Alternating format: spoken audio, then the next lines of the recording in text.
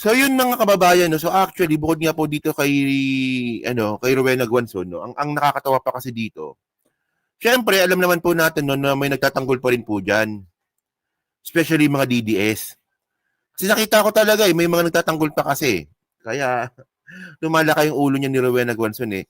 Ang nakakatawa pa dito mga kababayan, di ba? Merong isang senador na pinagtanggol po si Rowena Guanzon. Oo. So kilala niyo ba kung sino senador na 'yon? Di ba? Isipin niyo anong klaseng pagtanggal ng common sense? Anong klaseng pag-alis ng critical thinking? No, yung ganung klaseng gawain na ipagtatanggol mo isang taong katulad ni Rowena Guanzon. Di ba? So tingnan niyo to So sino ba yung sinasabi ko dito? Si Robin. Si Robin yan eh. Tingnan niyo to. Wait lang. Ito. So, nag-post si Robin Padilla mga kababayan. Grabe to, men. Yan. So, nag-post si Robin Padilla.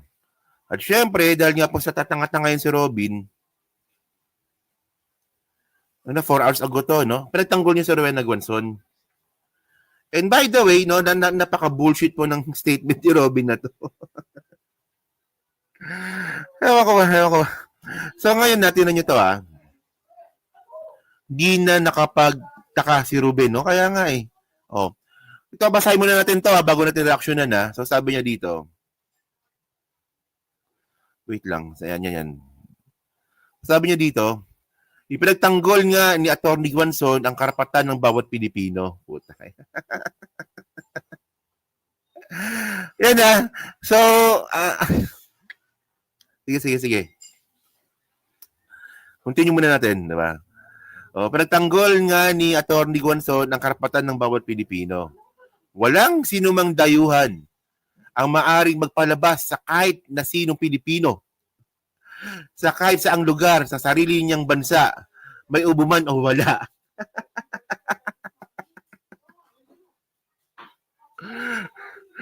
Teka lang Hindi mo na ako magko-comment. Kasi simula pa na nakaka-trigger na pero hindi mo na magko-comment. Basahin muna natin, di ba? Para makuha natin yung essence ng statement ni Robin Padilla kung may essence man yan. Gago talaga to, no? Hindi ko mapigilan Sige, tingnan nyo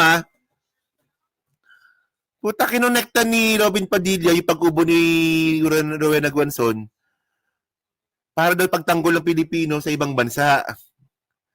Puta, anong connection nun? Sige. Continue muna natin, sige.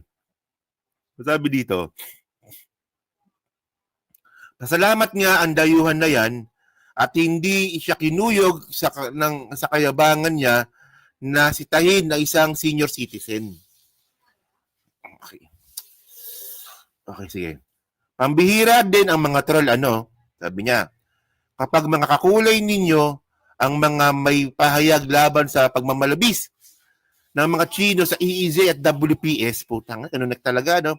Halos gawan nyo ng kanta sa papuri. Ito ngayon, nagmamalabis ang isang Chino sa isang Filipino senior citizen sa loob mismo ng teritoryo ng Pilipinas, ang ibashing nyo yung Filipino citizen dahil lumaban. Sabi niya, oh my goodness! My goodness na talaga tayo mga Pilipino na sobrang talino, naging tanga na! Tanga-tanga mo, Robin. Walang yan na to, no? So, tingnan niyo mga kababayan kung anong klaseng katangahan tong ginawa ni Robin, no? So, ngayon, una sa lahat, no? Meron bang statement, no? Sige. Assuming, no? Mukhang ang pinapalabas ata ni Rowena Guanzon dito, yung nakasagutan niya nga dun sa mall, Chino. Chinese daw, sabi. Okay. So, paano kapag hindi Chinese yun?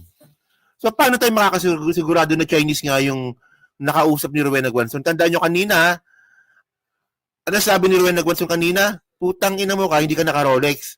So, nagtagalog. So nagtagalog si Rowena Guanzon. Nung minumura niya yung Chinese daw. So kung Chinese yan, bakit niya mumurahin ng Tagalog?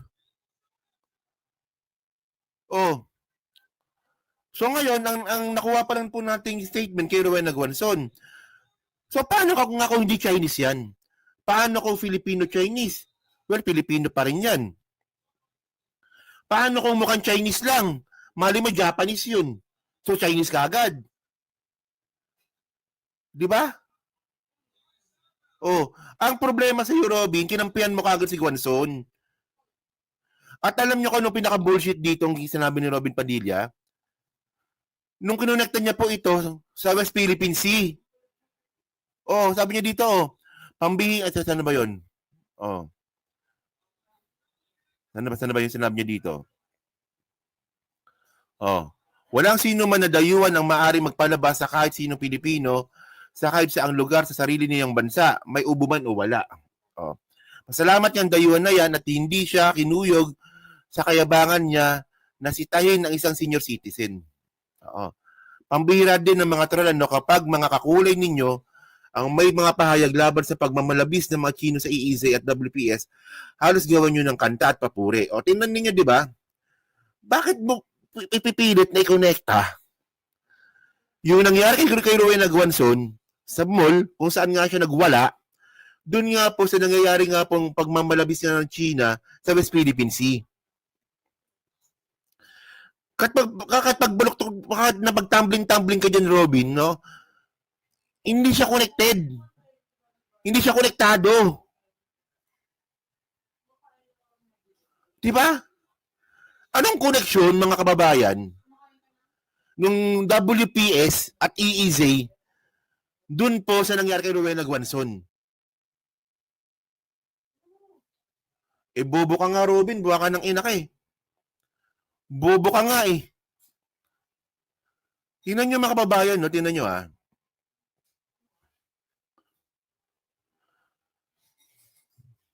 Merong ano yan eh. May nakita ko interview dati si Robin Padilla eh.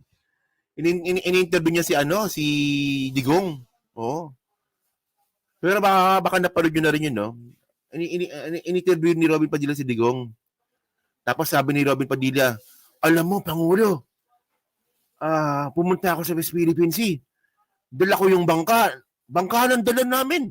Nilusob namin ang West Philippine Sea. Oh, walang nagawa yung mga Chinese sa amin. Ganun siya. Tapos sabi ni Digong, okay na yan? Next time, mong gagawin yan, ha? Mga Chinese, kaibigan natin. Alam niyo ano ibig ko sabihin dito? Alam po sa love ni Robin Padilla na talagang hindi maganda po yung ginagawa ng Chinese sa Pilipinas.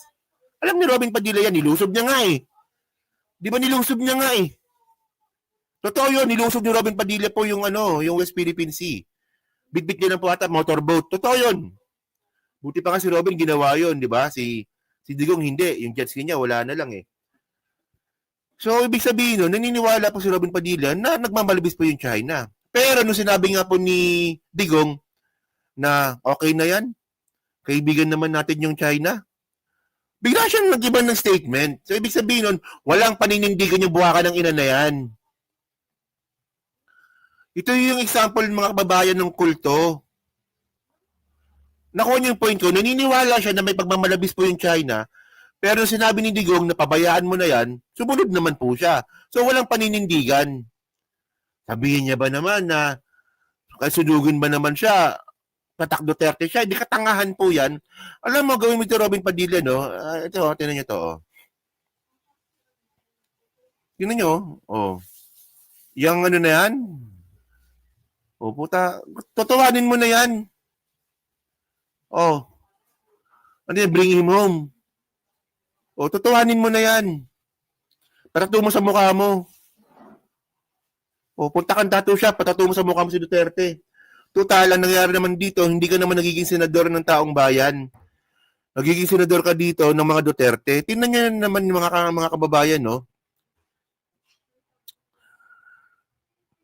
Kitang-kita naman kasi na itong si Robin Padilla ay nagiging senador po siya ng mga Duterte. Eh, ang tanong dito, Ang tanong dito, nagpa-drug test ka na ba?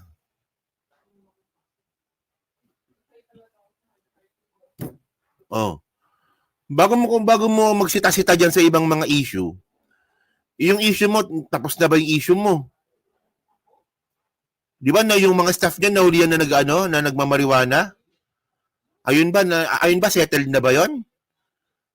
Nakapagpa-drug test ka na ba? Ikaw. Nagpa marijuana test ka na ba? Problema sa iyo eh. Hindi ka na nakakatulog, pabigat ka pa eh. Bobo talaga nito, sa totoo lang. Ang bobo niya ni Robin. Kampihan mo ba naman si Ruben Aguanson kung di man makatangahan yan? Di ba? So yun mga babae, so kayo po, ano masabi nyo nga po dito sa statement nga po ni Robin Padilla? Kayo ba? Pabor ba kayo kay Robin? Baka mamaya, may puro Robin dyan ha. Okay, so next topic tayo, iwanan muna natin yung topic na yan. No? So ito pag-usapan ngayon natin to.